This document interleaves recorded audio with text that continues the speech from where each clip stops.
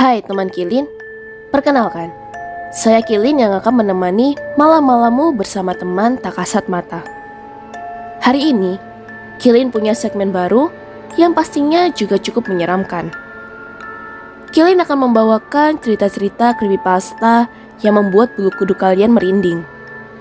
Yang pasti, akan ada yang menemani kalian saat mendengarkan cerita ini. Sebelum kalian mendengarkan cerita Kilin, jangan lupa untuk subscribe, like, comment, and share ya. Bayangan. Saat ini, aku tinggal sendirian di kamar apartemen yang sudah aku sewa sejak 1 bulan lalu. Setelah lulus kuliah, aku memutuskan pindah ke ibu kota dan mendapatkan pekerjaan di sana. Apartemenku bertipe studio, tidak terlalu luas, tapi cukup untuk aku tinggal sendiri. Malam ini aku merasa badanku sangat amat capek, tidak seperti kemarin. Padahal hari ini merupakan hari keduaku lembur di kantor untuk pertama kalinya. Seperti biasa, sehabis cuci muka dan sikat gigi, aku mematikan lampu tengah dan hanya lampu kecil yang aku nyalakan. Cukup untuk penerangan di kamar. Meskipun terasa capek, aku tidak bisa langsung tidur malam itu. Hingga sekitar pukul 12 malam, aku mendengar suara ketukan dan aku berusaha mengiraukan. Tapi, suara itu muncul kembali dan sangat menggangguku. Aku menyalakan lampu dan mendatangi pintu kamar apartemenku. Tidak ada siapa-siapa di sana. Aku lega karena aku kira suara itu berasal dari arah pintu. Saat menutupnya, aku kembali mendengar. Dan aku pun mengikuti suara itu. Dan ternyata, suara itu berasal dari dalam cermin di kamarku. Karena ketakutan, aku hendak mematikan lampu dan kembali ke kasur. Di saat yang bersamaan, aku melihat kini bayanganku tidak hanya berada di belakangku. Aku juga melihat bayanganku tepat di depanku.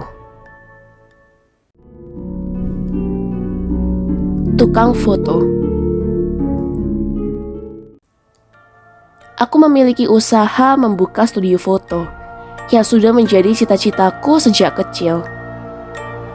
Usahaku ini cukup ramai dan dikenal banyak orang. Sehabis mengambil foto para pelangganku, aku selalu mencetaknya dan mencuci foto-fotoku itu di ruang khusus yang aku sebut ruang merah. Ketika melihat hasil jepretanku, aku memiliki kebanggaan tersendiri. Malam ini, aku sengaja menutup studio fotoku lebih awal karena aku ingin menikmati hidupku yang sudah hampir 20 tahun aku dedikasikan untuk pekerjaanku, yaitu mengambil foto berbagai macam hal yang aku temui. Sehabis lelah bekerja dan bersenang-senang, aku memutuskan tidur dan keesokan pagi saat terbangun, aku mempersiapkan kameraku dan mencetak foto-foto yang aku ambil saat bersenang-senang kemarin. Tapi ada 5 foto yang membuatku bingung. Hingga aku mencetaknya berulang kali.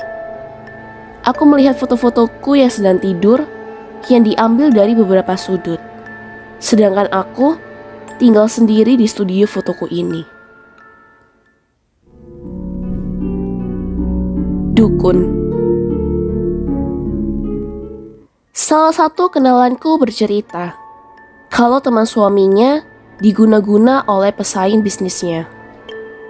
Dan dari yang ia tahu, guna-guna ini berasal dari dukun yang cukup terkenal di salah satu kota di Pulau Jawa. Hanya dengan foto, nama dan tanggal lahir, dukun ini dapat mengirimkan guna-guna itu dan langsung membuatnya sakit perlahan hingga meninggal. Aku hanya diam mendengarkan temanku bercerita. Hingga beberapa hari kemudian, aku pergi mencari dukun yang diceritakan oleh temanku. Aku pun memberikan syarat-syarat yang harus aku penuhi agar rencanaku berjalan dengan lancar. Sebulan kemudian, aku merasa hidupku mulai tenang karena keinginanku sudah tercapai berkat bantuan dukun itu. Tapi seminggu ini aku selalu mendengar suara anak kecil menangis dan sangat teramat menggangguku.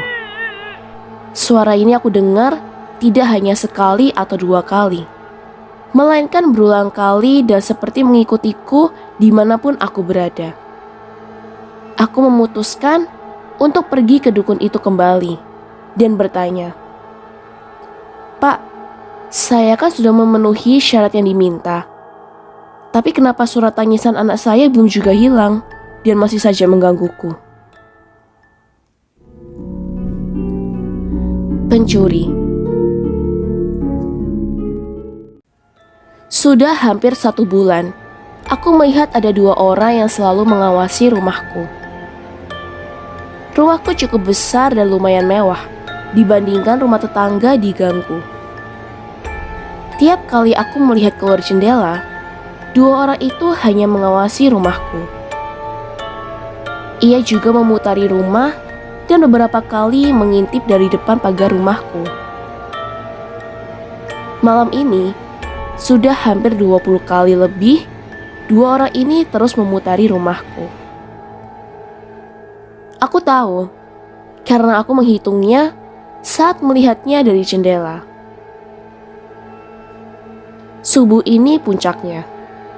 Aku mendengar suara 2 orang berbisik dari ruang tamu mengatakan, "Kamu ambil semua barang berharga di lantai 1, aku yang lantai 2. Jam 3, kita harus sudah keluar dari rumah ini sebelum ketahuan."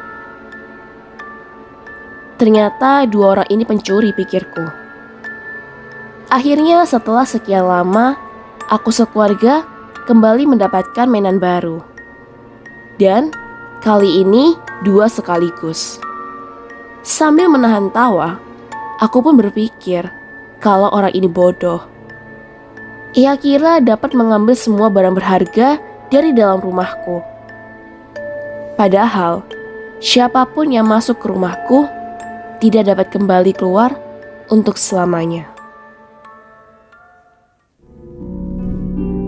Penghuni kamar kos.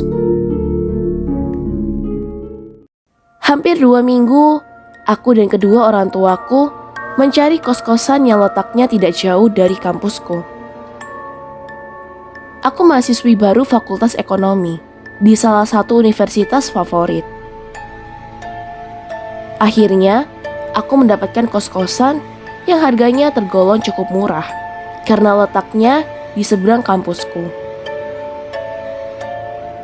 Hari ini aku memutuskan untuk mulai menaruh beberapa barang di kos-kosan karena minggu depan sudah waktunya masuk kuliah. Saat beberapa kali keluar masuk kamar, aku melewati kamar yang menarik perhatianku.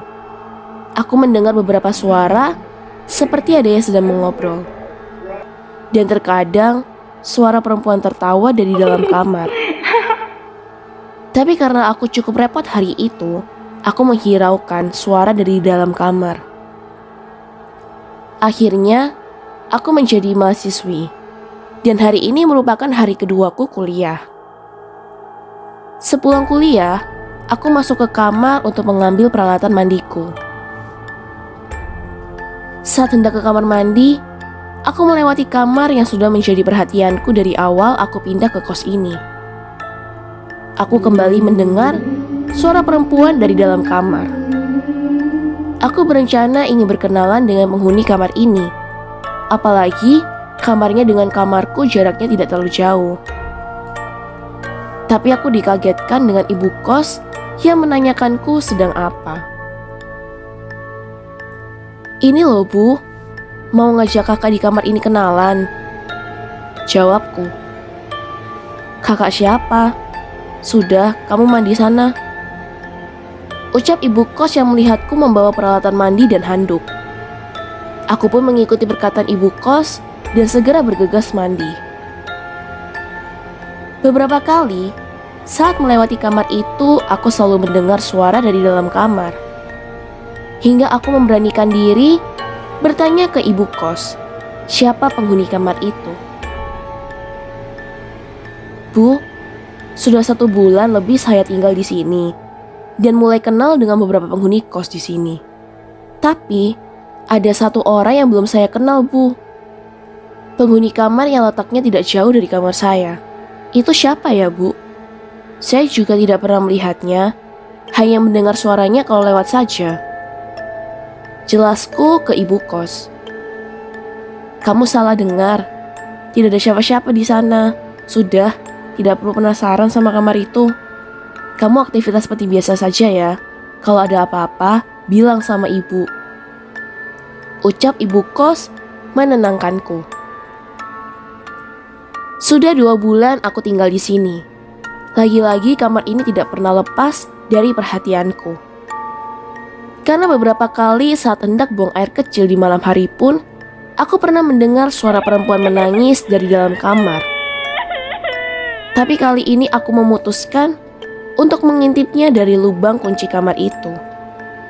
Dan benar, aku melihat ada perempuan di sana. Aku pun lega, karena ternyata kamar ini berpenghuni. Di bulan ketiga, aku menjadi mahasiswi, aku kembali dikagetkan dengan suara-suara dari kamar itu. Hari ini kos-kosan sepi, karena bertepatan dengan hari Sabtu banyak yang memutuskan untuk pulang ke rumah masing-masing. Sedangkan aku memiliki banyak tugas yang mengharuskan aku tetap berada di sini. Saat aku akan ke dapur untuk mengisi botol minumku, aku yang melewati kamar itu kembali dikagetkan dengan suara dari dalam kamar. Aku pun kembali mengintip dari lubang kunci. Kali ini hanya warna merah yang kulihat. Aku kaget karena dari belakang ibu kos menepuk punggungku dan bertanya apa yang kulakukan. Aku pun diajaknya duduk di ruang tengah, ruang di mana biasanya anak kos berkumpul untuk mengenal satu sama lain. Di situ aku bercerita ke ibu kos mengenai apa yang kulihat dari bulan lalu. Ibu kos itu pun akhirnya bercerita. Kamar itu sudah lama kosong, dan memang dibiarkan kosong karena tidak ada yang berani menempati kamar itu. Sebelumnya kamar itu dihuni oleh mahasiswi yang akan lulus. Hanya saja ia memutuskan menggantung dirinya di kamar itu karena gosipnya ia hamil dan pacarnya tidak mau bertanggung jawab. Saat ia menggantungkan dirinya, banyak darah yang keluar dari hidung, telinga, dan juga matanya. Bagaimana teman Kilin? Apa kalian memiliki cerita creepypasta yang lain yang sangat menyeramkan? Kalau ada, jangan lupa komen di bawah atau kirim cerita kalian di email kilin614@gmail.com ya. Siapa tahu, cerita creepypasta kalian yang akan Kilin bacakan selanjutnya. Terima kasih karena sudah mendengarkan cerita Kilin hari ini. Jangan lupa datang dan dengarkan cerita-cerita seram Kilin lainnya. Terima kasih juga untuk subscribe, like, share, dan komennya teman-teman Kilin.